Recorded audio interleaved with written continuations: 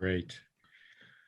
Welcome. My name's Jeff Goldhagen. I'm a pediatrician here in the University of Florida in Jacksonville and president of the International Society for Social Pediatrics and Child Health. We want to welcome you as a community committed to addressing the critical issues related to the impact of climate change on children. This is the second of 8 sessions learning sessions that ISSOP will be presenting over the next several months through September to explore and bring together those of us who are committed to addressing these issues.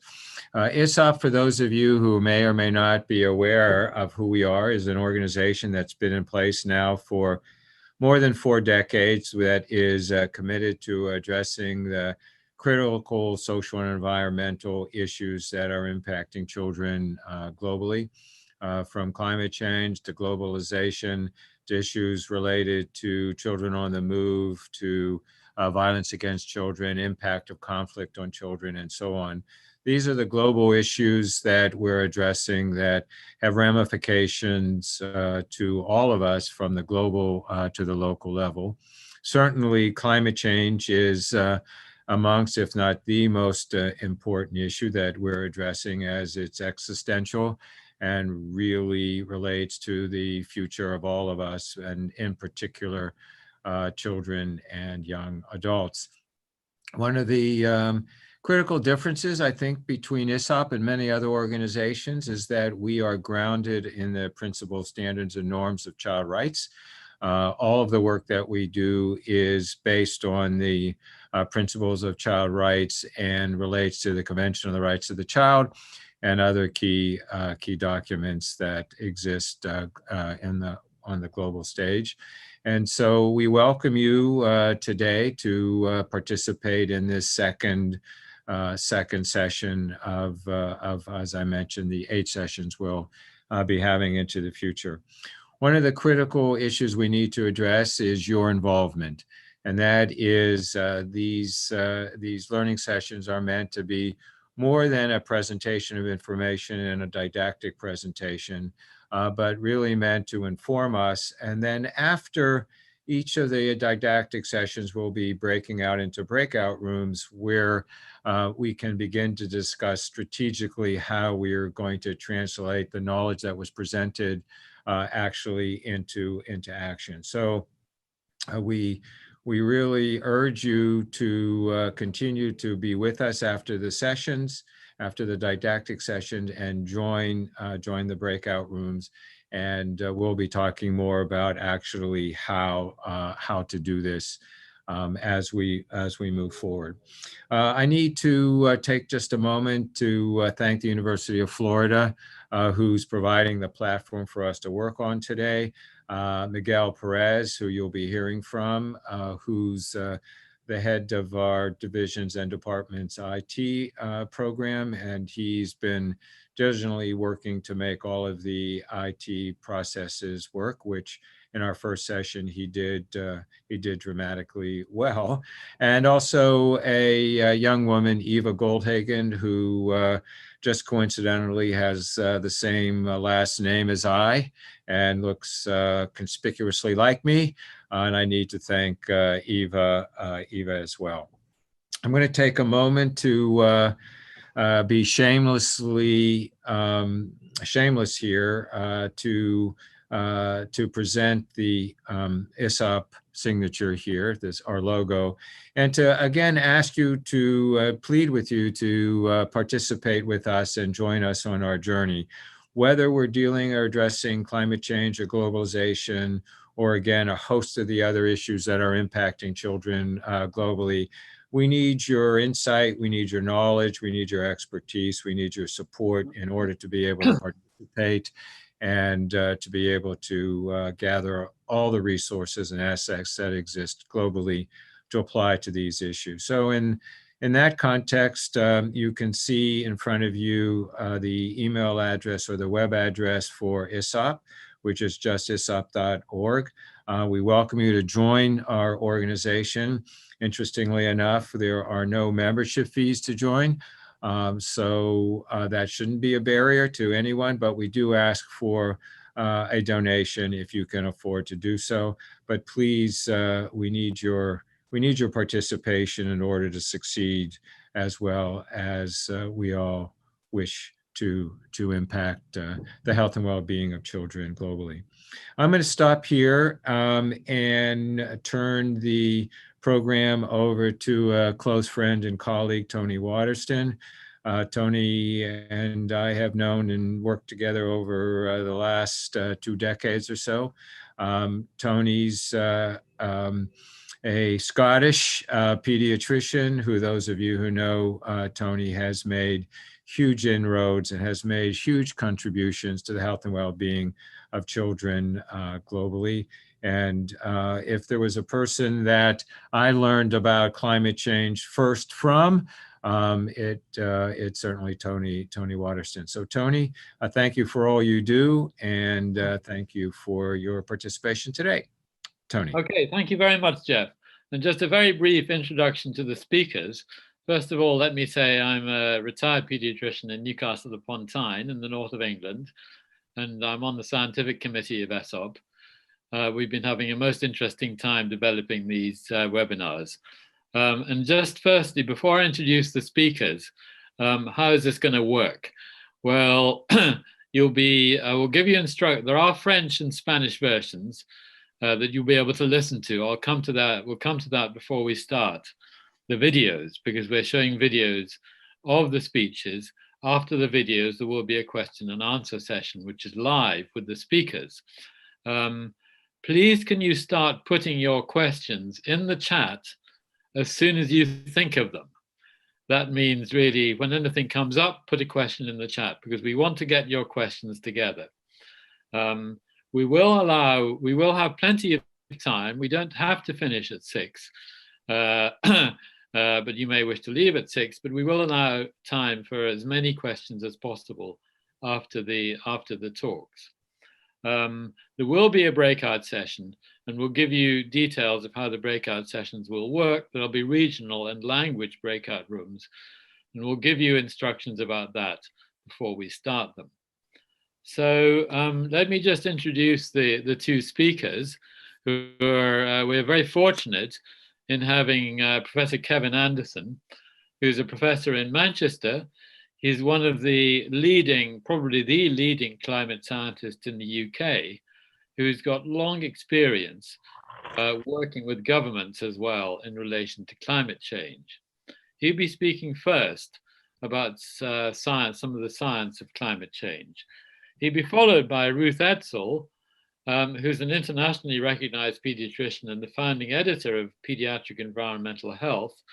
From 2009 to 2012, she led the WHO's activities to protect children from environmental hazards. So we're very fortunate to have these 2 great speakers tonight. I'm now just going to ask, before we start the recordings, I'm just going to ask our technical expert to explain how those who would like to hear French or Spanish can do so. Miguel. Thank you, Tony. So we're going to utilize the breakout rooms for this. And how you do that is, if you would like to receive the presentation in either Spanish or French, you're going to navigate down to the bottom of your Zoom toolbar, and you should have a breakout rooms button down there. Once you hit that button, it should allow you to go ahead and join either the French subtitle presentation or the Spanish subtitle presentation. Once you do that, you'll be brought into the room, and the moderators will go ahead and start the videos.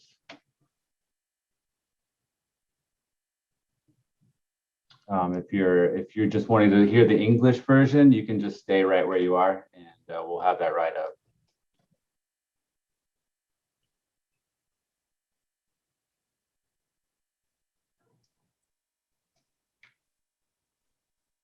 Tony, do you want to take it from here? I think we should just get going as soon as Miguel is ready. Yep, I'm just pulling up the video right now.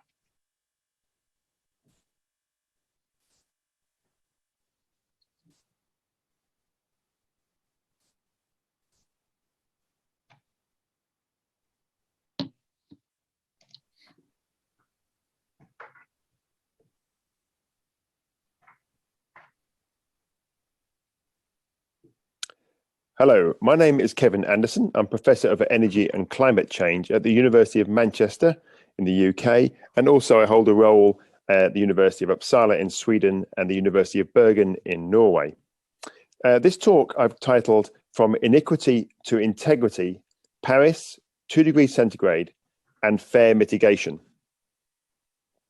I want to start off by thinking about the Paris Agreement, something I hope you're all reasonably familiar with, and that the Paris Agreement commits us to take action to hold the increase in global average temperature to well below 2 degrees centigrade compared to the pre-industrial periods before we started to burn coal and other fossil fuels, but also to make efforts to limit the temperature rise to just 1.5 degrees centigrade of warming. And I'll come back to those in a minute. But it also very importantly makes reference to us reducing our emissions in accordance with the best science, and very importantly, and almost always ignored by wealthy countries, on the basis of equity. Now, this presentation focuses on reducing emissions, on mitigation, and it focuses on the energy sector, so the emissions that come basically from burning of fossil fuels. Agricultural emissions are very important. Probably 20, maybe as high as 30% of the warming that we see really relates to emissions from land use and agriculture. They can be reduced significantly by changing our diets and agricultural practices, but they cannot be eliminated. But the majority of the warming we see, the majority of the emissions comes from our burning of fossil fuels. And that's going to be the focus of this presentation. I take the Paris Agreement and our commitments in different countries around the world to the Paris Agreement at face value. I assume we were being honest when we signed the agreement. The talk here is based on the science in the Intergovernmental Panel on Climate Change, and I'll come back to that in a minute, and very much on the concept of equity that's deeply embedded in the Paris Agreement. I ignore political and economic sensibilities, in other words, the concerns of short-term politics. That's not to say that politics and economics aren't important, of course they are, but the whims of our current policymakers, one way or another, are not really that important when we're trying to address the seriousness of climate change. And put these three together, and I think it provides a far more challenging agenda for mitigation, for reducing our emissions, than most other analysis that you'll hear. Now, I'm going to focus on mitigation, but I want to start by touching on issues of impacts. First, let's acknowledge that the 1.5 and 2 degrees centigrade challenge is actually itself unjust. Many people around the world are already suffering from just 1 degree centigrade of warming, with extreme weather events exacerbated by the warming that we've put into the atmosphere, whether that's in Mozambique or in the Philippines with Haiyan, or in New York with Sandy, or the coastal strips of Bangladesh. We already have locked in significant impacts to ecosystems. At 1.5 degrees centigrade of warming, that's probably about 3/4 of the barrier reef destroyed. At 2 degrees, almost completely killed off all of the barrier reef. Now that's emblematic, but an emblematic ecosystem, but that's true of many other ecosystems, and we are going to be fundamentally changing them. We are, of course, changing the future for our current children, our own children today. This is what we are doing is very unjust for their futures. What we are already doing is causing many people around the planet to suffer from our emissions and are dying from our emissions, and we've known this for a long time. But these situations will get much worse if the warming goes to 1.5, and then much, much worse if it goes to 2 degrees centigrade. So we are affecting the future for all species on the planet for hundreds of years to come. But unfortunately, we've left it so late that 1.5 degrees to 2 degrees centigrade of warming is now the best that we can achieve. This is a huge change in the weather, in the energy we put into the atmosphere, and therefore on the climate around our planet. We've only seen 1 degree centigrade of warming in all of modern human time for the last 10,000 years. And now we're suddenly, within 50 to 100 years, pushing ourselves to 1, 1.5, 2 degrees centigrade, and probably much higher unless we cut our emissions. Now, I want to now focus back on mitigation. What does the IPCC, the Intergovernmental Panel on Climate Change, the UN body that brings together the science, tell us about the Paris Agreement? Well, I'm going to synthesize all of the IPCC's excellent work in one simple sentence. It's carbon budgets that matter, not long-term targets. It's the total amount of carbon dioxide we put into the atmosphere that links to temperature rise, not what we do by 2050 or 2030 or whatever date. And just thinking about this simply from a sort of stylized graphic, it's the area under the curve that matters, the total amount of carbon dioxide. And that means if in the short term, we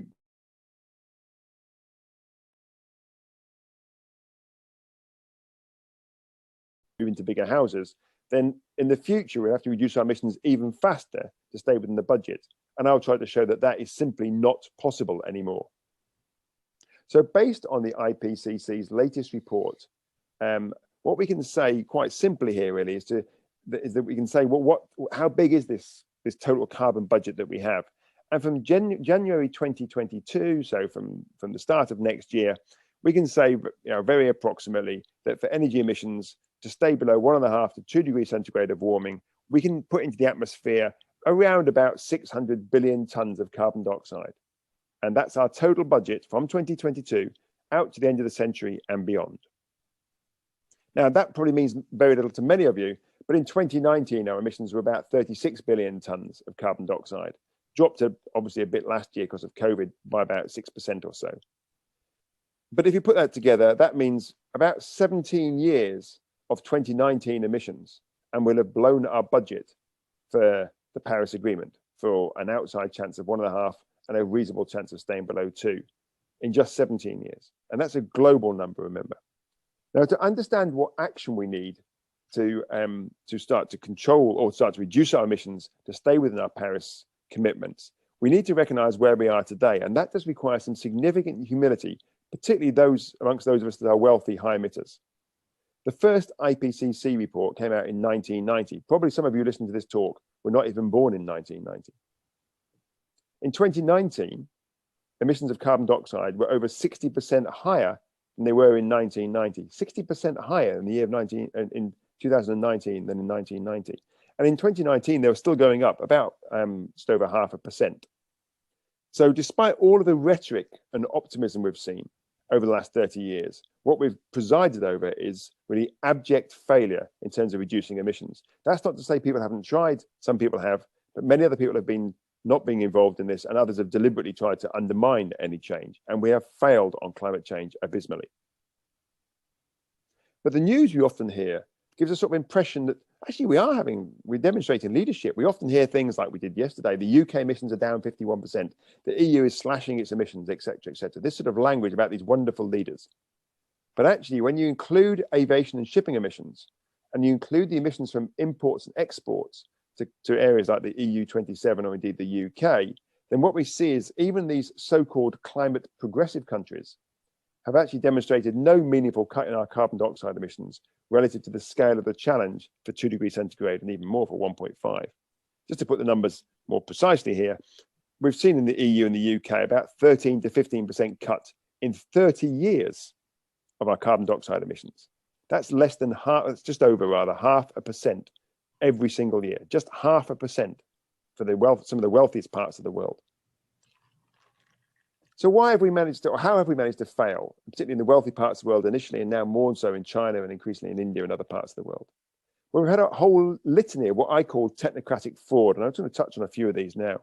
The whole concept of offsetting, paying a poor person to diet for us. If we want to lose weight, we have to cut back on the chocolate. We can't expect someone else to do it for us. And it's the same here. As high emitters, we cannot expect to pay poor people elsewhere in the world to cut back in their emissions so that we can carry on with our high carbon lifestyles. But we've adopted that practice, even in the scientific community, that's often used to use an excuse for flying to international conferences on climate change. At a national level, we've got the Clean Development Mechanism, where we've got state-sanctioned offsetting. So governments, rich governments typically, are saying we'll pay poorer countries to reduce their emissions so that we can carry on business as usual. We've got the concept of afforestation being used in Sweden, but increasingly in other parts of the world, where we plant some trees so that we can expand our airports, hoping that the trees over the next 50 or 100 years will absorb the carbon dioxide that we put into the atmosphere through our flying.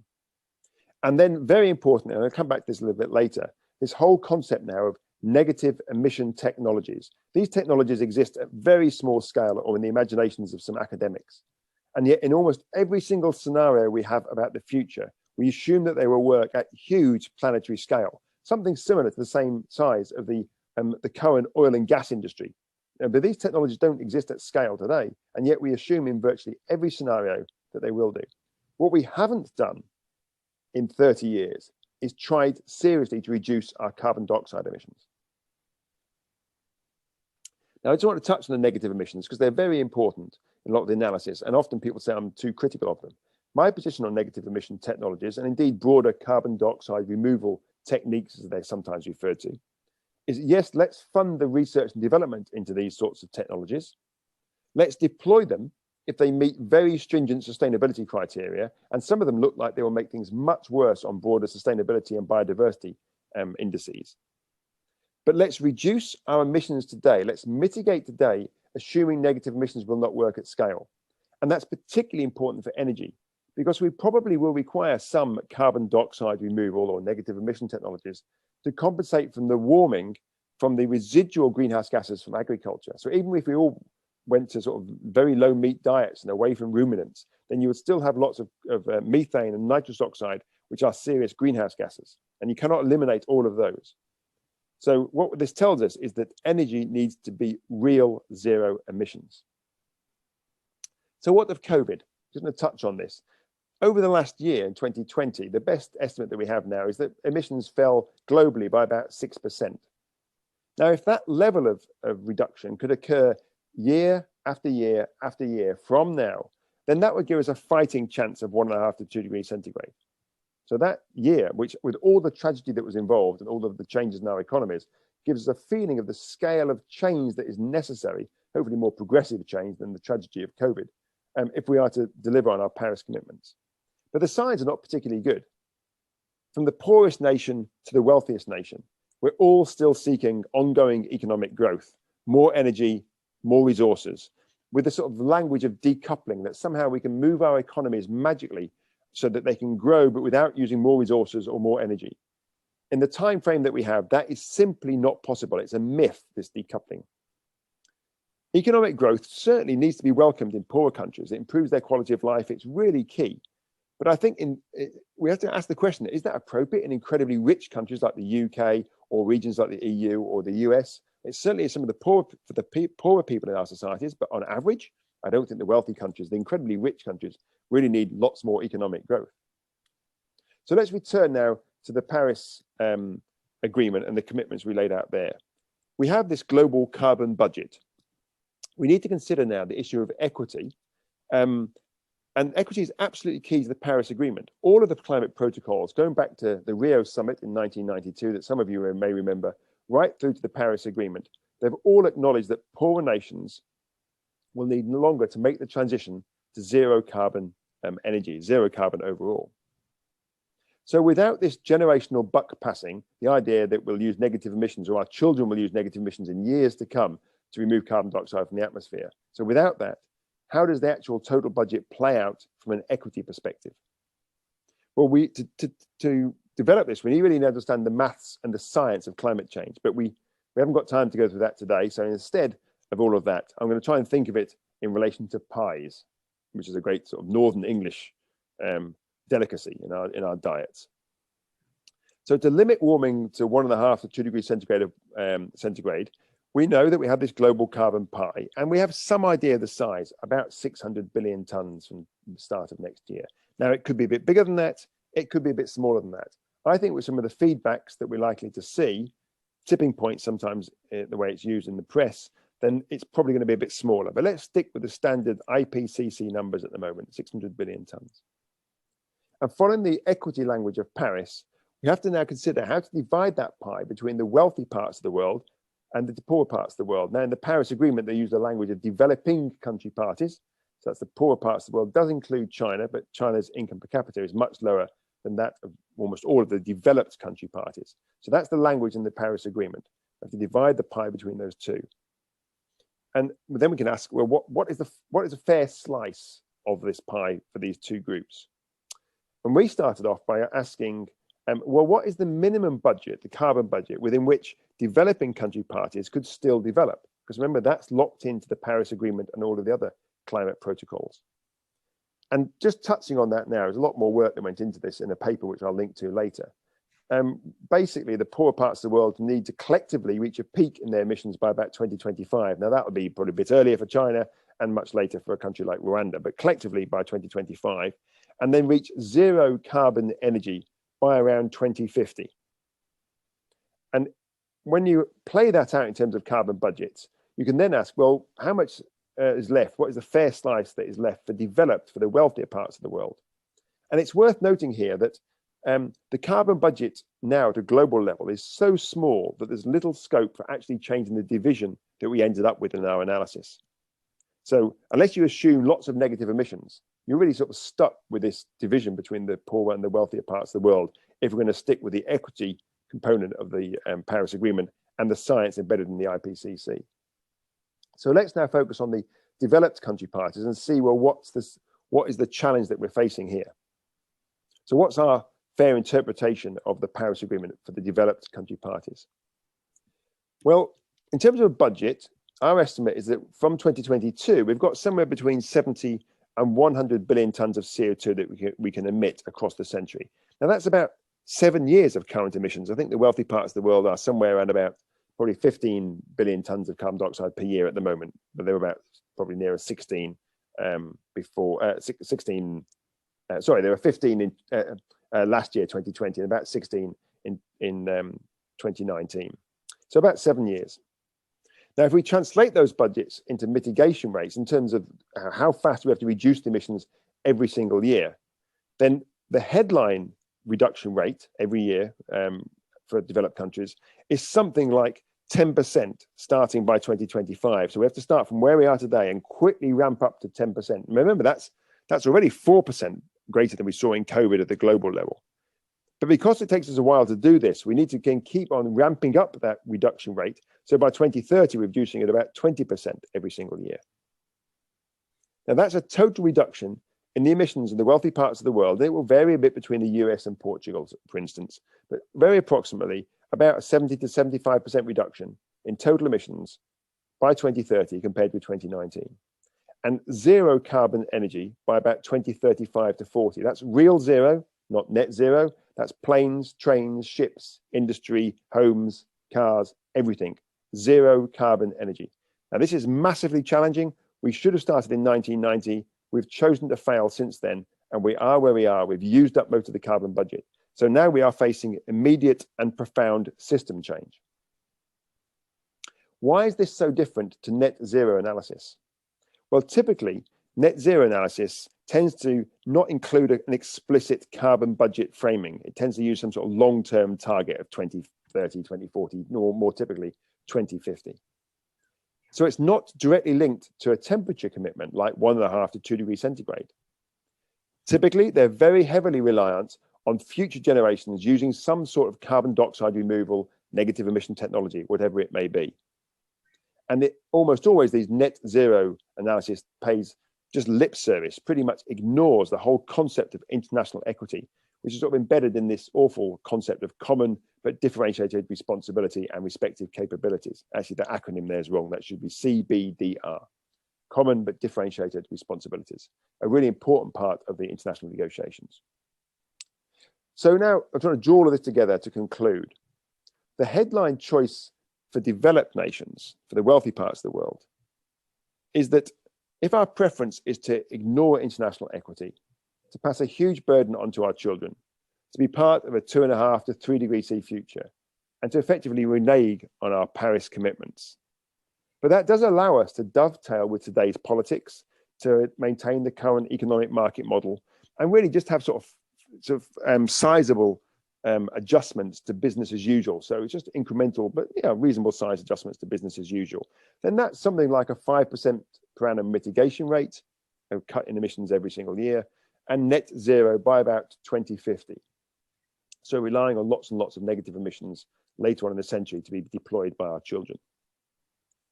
If alternatively our preference is to take international equity seriously, then we have to have a huge mitigation effort by this generation, by us. We have to cut our emissions, carbon dioxide emissions, particularly in line with well below 2 degrees centigrade, and we have to abide, therefore, by our Paris commitments. Now, in doing this, we have to recognize this means a huge ramp up in government intervention, driving obviously change within the public sector, but also in the private sector. A profound and rapid reshaping of our economics, and immediate and deep cuts across all of our sectors. There are no exempt sectors in this. And this is a mitigation rate, as I've said before, somewhere between 10 and 20% every single year, and real zero by somewhere around 2035, at the outside by 2040, real zero emissions. Delivering on Paris means that we'll have to focus on new narratives because we've left it so late. We have to ask questions about what constitutes growth, progress, and development. Is it just about economic growth? Is it about growth in female literacy, about reduced crime, about better air quality, about more job security? You know, how are we going to measure success in our societies and progress? We have to reframe the whole concept of value and how we reward success, if we reward it at all. We typically value things by a monetary value, and we typically reward people by paying them more money. In other words, they get more money, they buy more resources, they therefore often have more emissions, and it's a lot more unsustainable. Is that an appropriate way of rewarding success and valuing things in our society? We need to develop a much more sort of sophisticated relationship with time. We tend to focus increasingly, particularly in the Western part of the world, on the short term. We need to think much more about the future, about our children's future. And in fact, beyond that, think about what we're doing for hundreds of years to come, but also learn lessons from history. So a much more sort of sophisticated relationship with time.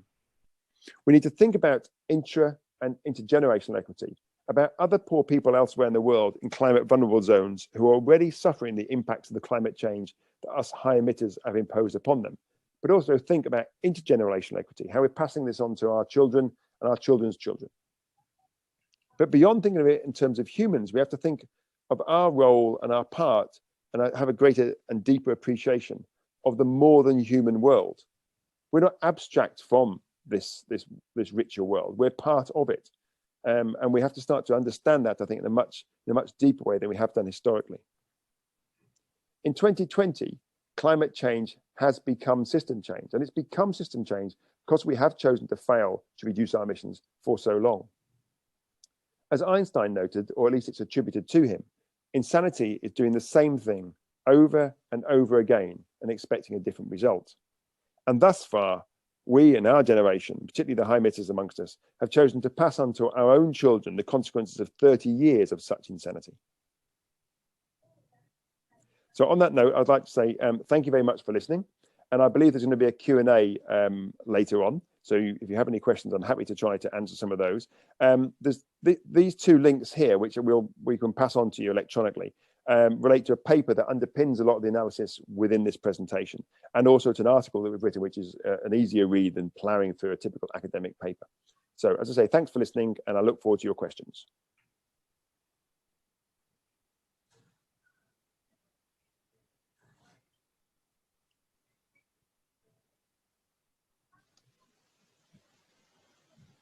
Hello to everyone.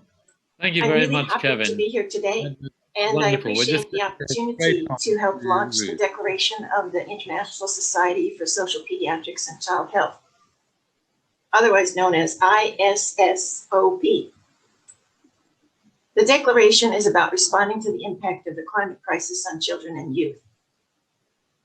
I have a little laryngitis today, so please bear with me if my voice is a little scratchy. The declaration includes 29 recommendations in 3 areas. Things we can do in practice, such as becoming a personal role model, as well as addressing climate change in our clinics and hospitals. Then there are things that we can do in our teaching and education. And finally, there are things that we can do as advocates. I won't be going into all 29 recommendations right now, but I would like to highlight a selection of them in order to give you a sense of this document. One of the reasons for this declaration is that, as this slide shows, only about 20% of overall health status can be attributed to healthcare itself.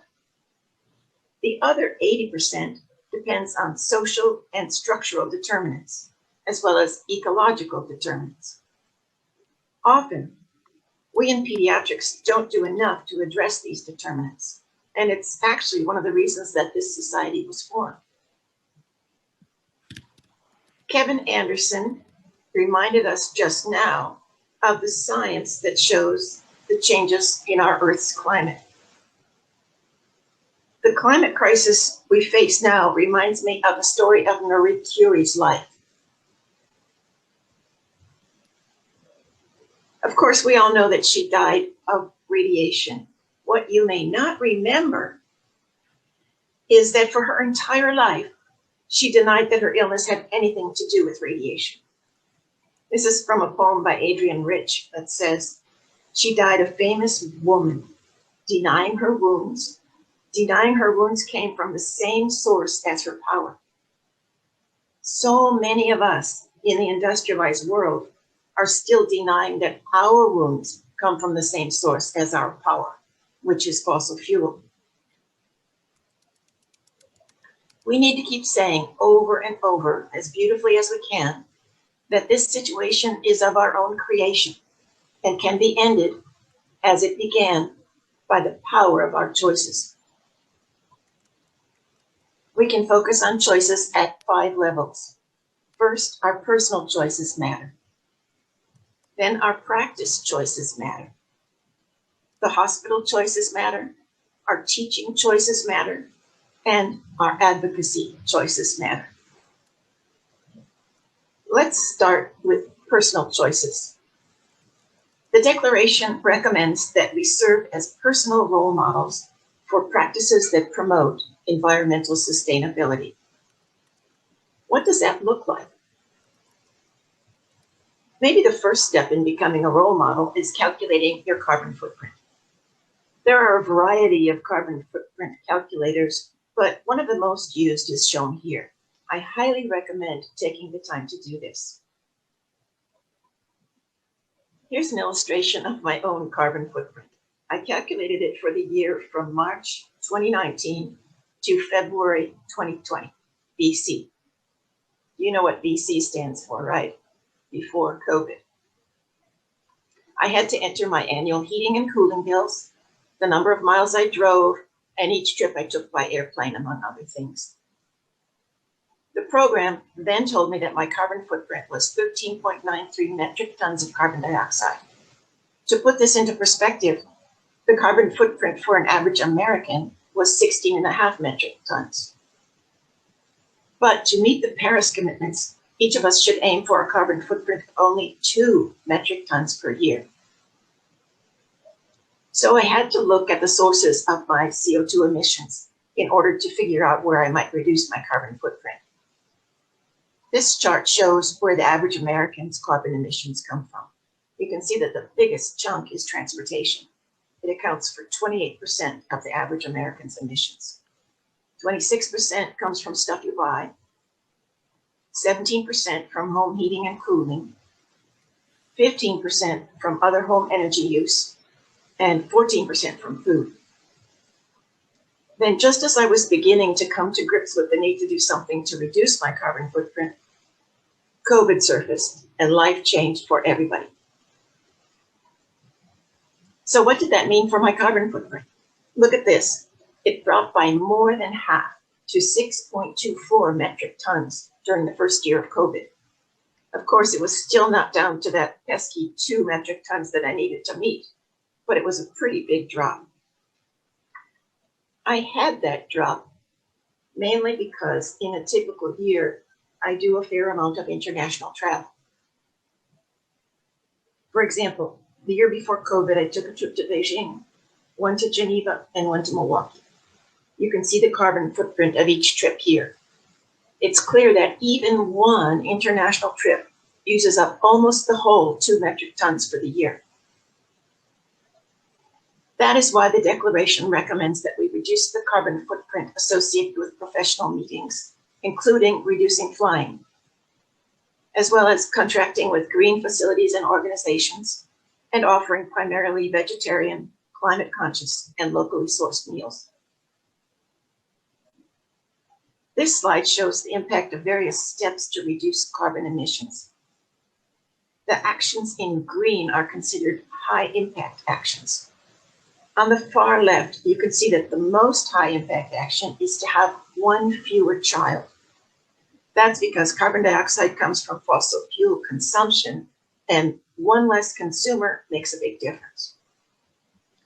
Other high impact actions are to live car-free, to avoid one transatlantic flight, to buy green energy, to buy a more efficient car, to switch electric car to car-free, and to choose a plant-based diet.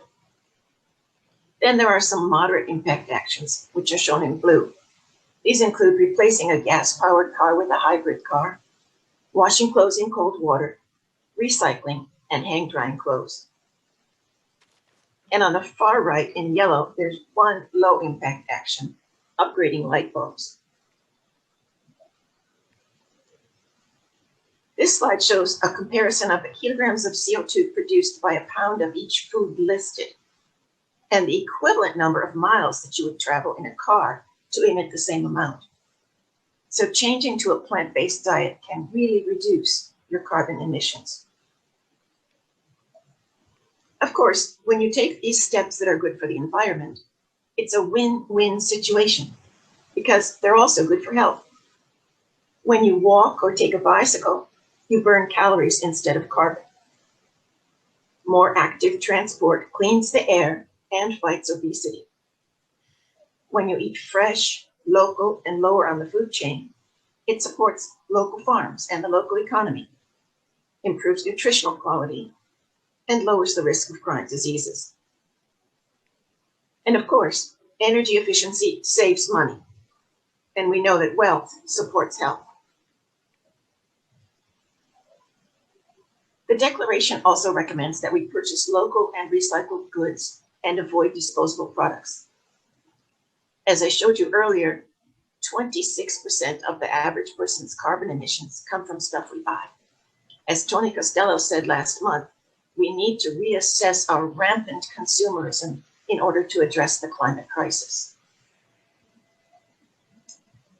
But it's crystal clear that individual action alone is not enough.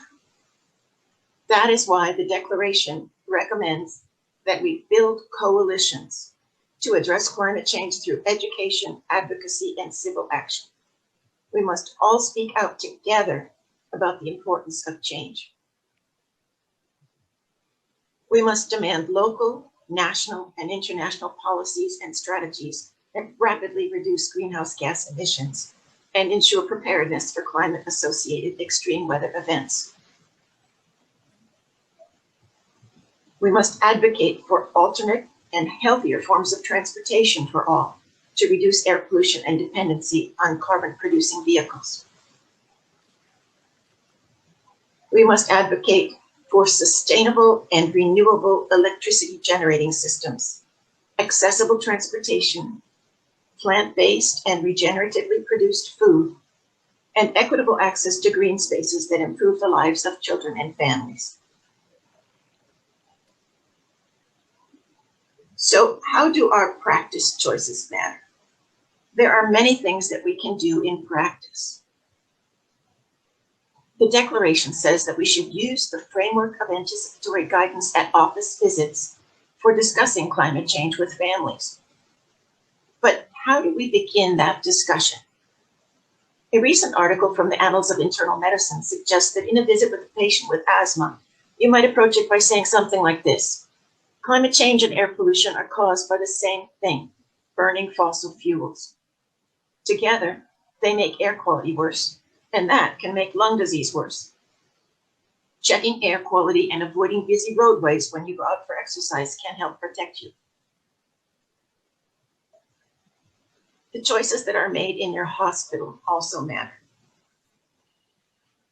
Healthcare contributes to greenhouse gas emissions. The only buildings in the US that use more energy per square foot than hospitals are supermarkets. On this slide, you can see some of the ways that hospitals emit greenhouse gases: heating, cooling, lighting, and water use, waste and aesthetic gases, emissions from meat productions and food transport, emissions from employee commutes, emissions from waste hauling and treatment and landfill gases, the hospital's fleet vehicles, and emissions from the supplies and materials that the hospital purchases. That's why the declaration recommends that we work to reduce the carbon and environmental footprint of health facilities, including strategies to increase energy efficiency, incorporate renewable energy sources, and reduce waste. Some hospitals have already decided to go carbon neutral, and I know that those in the UK have made tremendous progress. If your hospital hasn't yet taken action, you might want to ask if they have a sustainability committee, and if they don't, ask if you can form one. Your teaching choices also matter. The declaration recommends that we promote education of child health professionals at all levels of training and in all venues of practice on all aspects of the climate crisis. This means during medical school, during residency, as well as in continuing medical education programs. The World Health Organization has developed a wonderful series of training modules that can be used off the shelf to teach students, residents, and others about climate change and other environmental health issues. There are over 30 modules, all with detailed speakers' notes and complete references. And you can get them by going to the WHO website featured here. Finally, your advocacy choices matter. The climate crisis is a child rights crisis. It's also an environmental justice crisis because the people causing it are not the ones most affected, and the people most affected are not the ones causing it. The children of the world know this. They are upset and afraid about what it means for their futures. We can make a choice to follow the lead of the teenagers around the world who've been raising their voices for the last 30 years, but often they have not received the support that they need. This is why the declaration recommends that we advance and support children's own advocacy and mitigation efforts on the climate crisis. But we cannot leave it to the young people.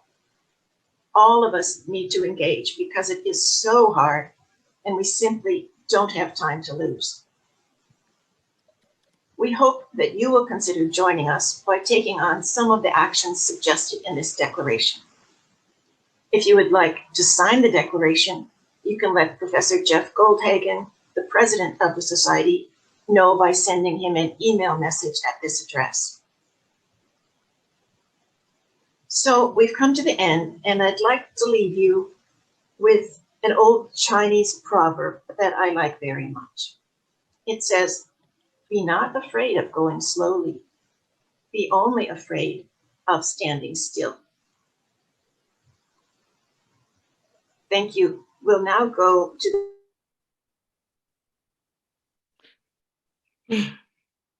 Okay, thank you. Thank you very much, both speakers. We're not going to the breakout rooms quite yet. Those were amazing talks. When I first heard Kevin Anderson about 5 years ago, it made me really open my eyes. And as a result of that, I'm really trying to devote most of my time to climate change advocacy. And thank you so much to Ruth for that most interesting talk. And really what always comes up in discussion is, what is your own carbon footprint? I really recommend measuring it.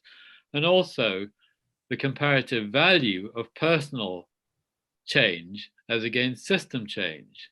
And my view is that we have to show personal change to actually get the politicians to bring about the change that really is going to make the difference. So we're going to go into questions now. Kevin is with us. He's already been very helpfully answering some questions in the chat. Thank you very much for that, Kevin. We're going to have, I think we should have at least 15 minutes, if people don't mind going on till about 6:05 with questions. Tony, can I interrupt for 1 second? Have our colleagues in the French and Spanish breakout rooms, have they been able to join us yet? Do we know? Unfortunately, the Spanish didn't work. I tried 3 times, but didn't work, Jeff. From the French breakout room, we've returned here now. Great. Sorry. Okay. So anyway, there are people who put in questions. You're welcome to put in questions now. And I'm going to hand over to Eva to actually, who's been looking at the questions, to identify some questions now. Eva. Yes, so we can go ahead and start with one that hasn't been answered yet. Some argue using the terms majority world instead of developing nations and minority world instead of developed nations is more reflective of the world. Do you think that if the global climate effort is rethought in this framework, it would have a meaningful effect moving forward? Yeah, no, firstly, can you hear me okay? Yes. Okay. And secondly, I apologize. I'm actually in a strange hospital bed at the moment because I've had a bicycle accident. So that's why I'm in this odd bed with the handle above me. I think actually reframing the language or moving away from the language of developed and developing would be a really good thing. And I quite warm to the idea of minority and majority world. I think there's something about that. The reason I use developed and developing there is sadly it's the one that's locked into the Paris Agreement, and it's the one that's been used at climate negotiations for many years. That said, I think it would be good to look for something different. I always prefer industrial and industrialized because they don't seem to give to me a sense of one being better than the other. As developed and developing, it sort of privileges developed world as somehow that is a better thing to be than the developing world. Well, I think there are many bad things in the developed world, which I talked about in the chat. So yes, maybe that language of minority and majority world would be a positive step forward and would remind us in the wealthy world, of course, that we are the minority. 1.5 billion people roughly in the developed world and 6 billion in the developing world. Ruth, do you want to come in on that? My own personal preference is to talk about industrialized and less industrialized countries, because in fact, the way we're emitting carbon depends on how industrialized we are. And so I tend to prefer that, but just a personal opinion.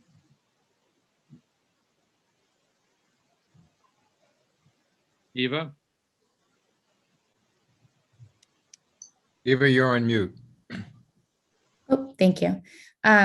Sort of piggybacking off of that, when we talk about developed and developing countries, what do we understand by development? And is it possible for developing countries to become developed? There's some useful work out there, which is sort of captured in quite a popular book called The Spirit Level, but there's also quite a lot of academic work carried out by Julia Steinberger, William Lamb, and others. And what they've done, they've looked at a whole sort of series of indices of quality of life. That can be life expectancy, it can be female literacy, it can be crime, it can be a whole set of things. And when you plot those for all the countries of the world, what you find are not the usual suspects in the sort of sweet spot. There is a sweet spot on there, and I'm not saying that they're in any way ideal or perfect countries, but it's places like Cuba and Costa Rica. There aren't even Scandinavian countries in there.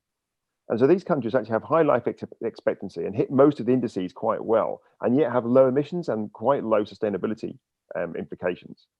So perhaps they're the ones which, if we are going to look at any countries to learn some lessons from, I don't think we should be emulating them, but learn some lessons from, they're not the usual suspects. They're not countries we have typically classified as developed, actually. And yet they do have a high quality of life in most respects, in no way perfect. So we need to, I think we need to move away from the idea that a developed country is something that developing countries should be aiming to emulate. And actually, I think developed countries like the UK, should be looking elsewhere in the world and at other societies for good examples of what prosperous, sustainable, low carbon societies might look like. Ruth, do you want to? No, I totally concur with Kevin on that one. I will add one thing to that, and I've reflected on this recently. I had a pretty serious bicycle crash about 10, 11 weeks ago. And one wonderful thing about being in a developed country, let's call it that, is our National Health Service. And I was scraped off the road by an ambulance, people, taken to the hospital, had surgery, looked after, sent home with physiotherapy. And actually, I think we have to remind ourselves how privileged that is. That was a wonderful system at work. So there are elements in developed countries that I think really do demonstrate what a civilized society looks like. But in no way would I call us a civilized society. I think Gandhi was right. It's a nice idea, civilization, but we haven't yet achieved it. Okay, Eva? Given the importance of staying within our budget, what say you to new investments in fracked gas pipelines, both for gas-fired power plants and gas stoves in the US? Yeah, I did put a note in the chat about this. Absolutely opposed to it. I've done quite a lot of work on gas, and particularly shale gas, actually going right the way back, fracked gas, if you like, going back to first report was 2011, I think. Just to be clear, fracked gas is just gas. It's just methane. It's the same as natural gas. There's a few differences, very minor differences, but virtually identical. Gas is methane. Methane is CH4. 75% of the mass of a kilo of gas is carbon. When you burn it, you get loads of carbon dioxide. It's not as bad as coal, but it is still terrible. So the idea that industrialized parts of the world, like the EU and the US indeed, are trying to get more and more gas and claiming it's a transition fuel, a low carbon fuel. It's not a low carbon fuel. It's a very high energy source option. And there's no way it is a transition fuel. So we need to move away from gas very rapidly, particularly in the wealthy parts of the world. It is better than, it's less worse than coal. So if you're in China making the shift from coal to gas, you could argue it's better. The problem is you mustn't lock in an infrastructure of gas, because you then need to move off the gas very quickly as well.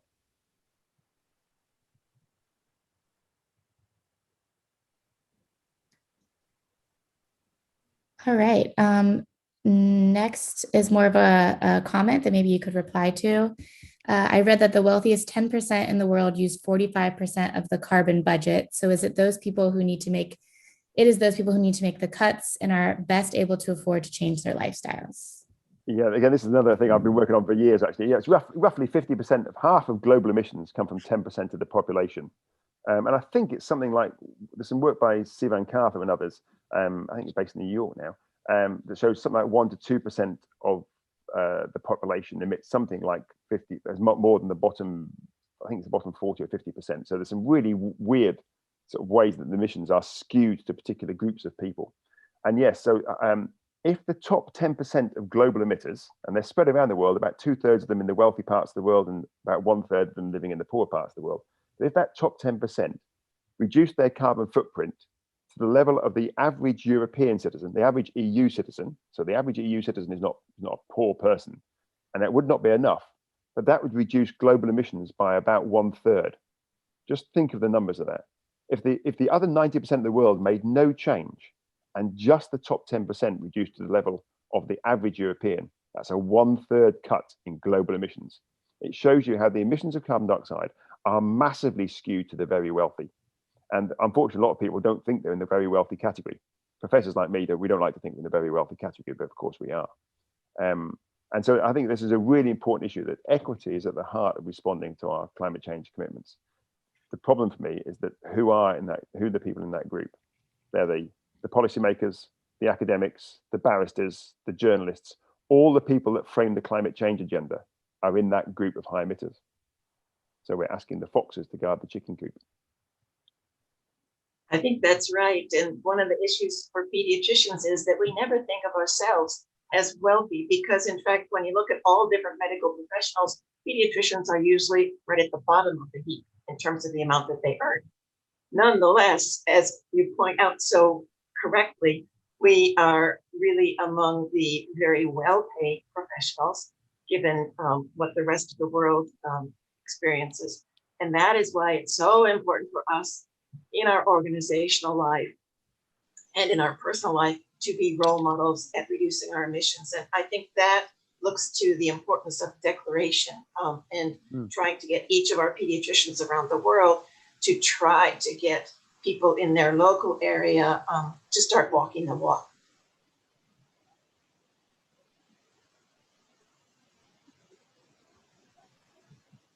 Great. Okay. I know you touched on this in the chat, but do you see a future for flying using solar or other energy sources? Will it be rich people only, or can we get used to slower forms of traveling?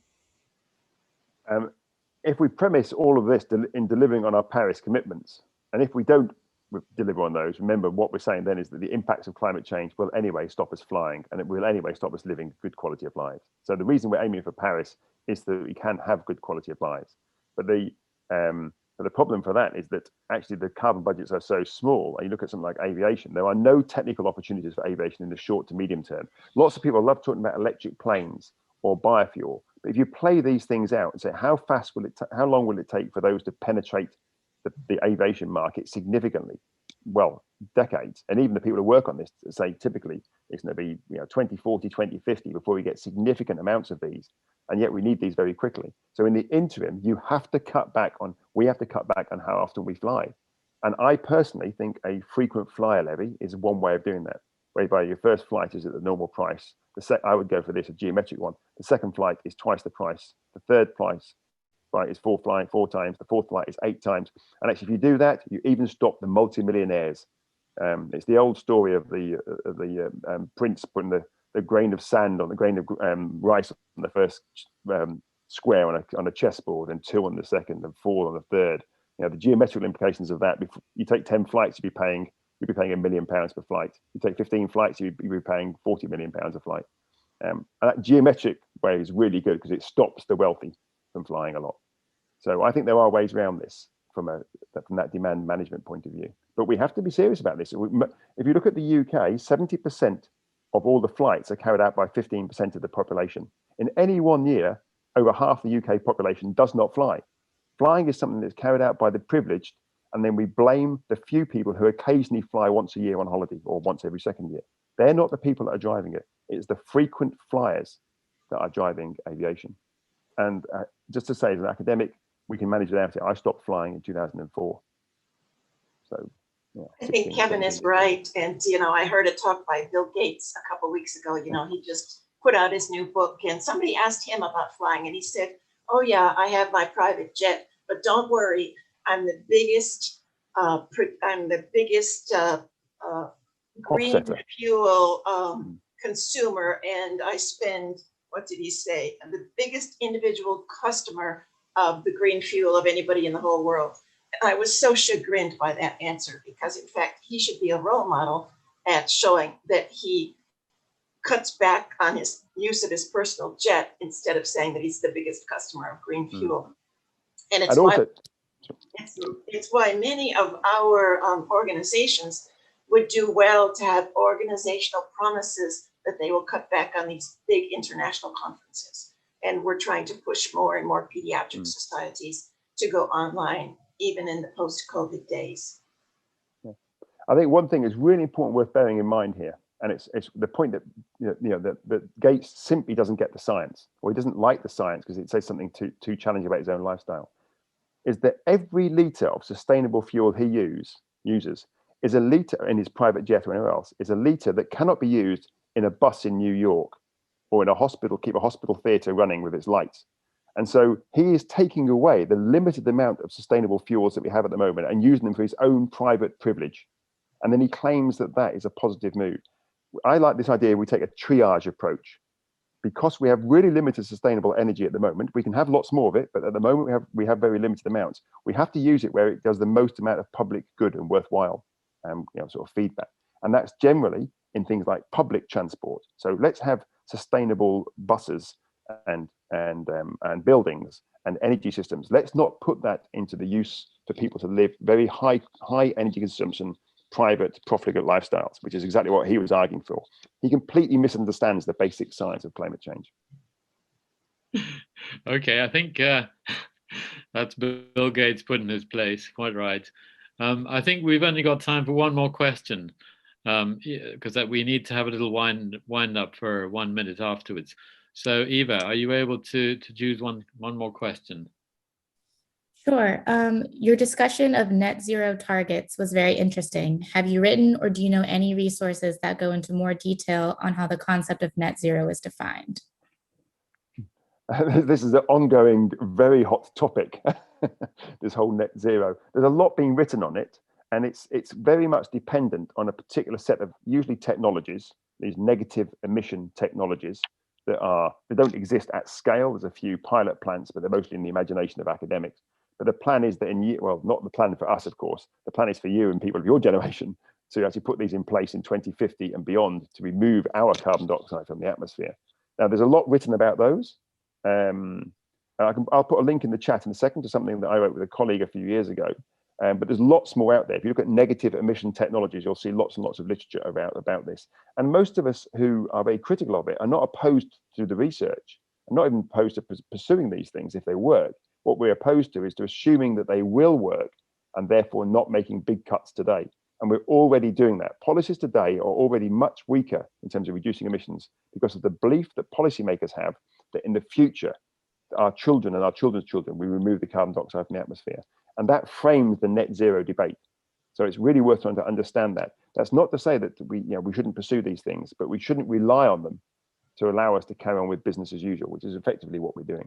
But I'll put a link into something you can access from, it was published in Science, I think. Okay, well, it's been amazing. And I'm really so grateful to Kevin Anderson and to Ruth Edsel for really making us think again. And I think the final words to take away are our system change, that it's the only way forward, but can we do it? So the declaration will help. So I think we're going to... Can I interrupt 1 second? There was just a question in the chat. Can you mention again that the recordings will be up on the ISSOP website on YouTube? I'm going to say that. Firstly, that the declaration has been sent out, but will be sent out again. So please read it, please use it, please try and get signatories to the declaration. The recording will be available within the next few days on the ISSOP website of the whole talk. So, and we really would like it to be disseminated as widely as possible, because these things need to be known. They're not known. They need to be known and understood. Telling the truth is our first role. So now we're going to go into the breakout rooms.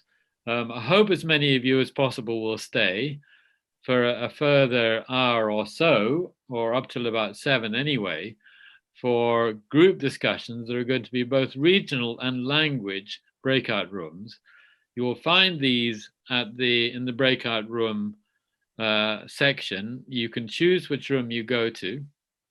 And I'm going to say goodbye to everyone now, and thank you, a big thank you again to Kevin and Ruth, and hope to see you all again another time in some of the breakout rooms. Don't forget, there's another webinar this time next month. Do please come back and join us for that one.